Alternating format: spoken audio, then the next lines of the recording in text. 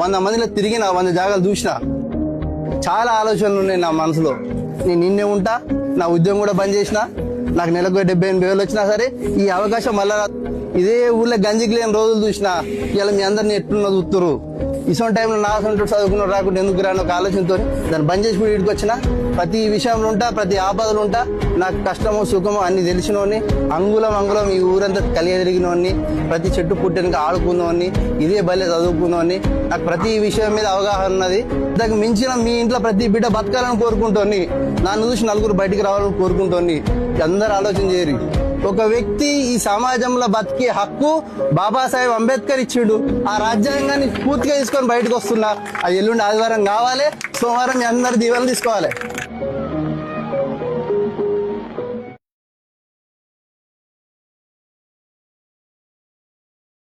నేను మీ సోమిరెడ్డి.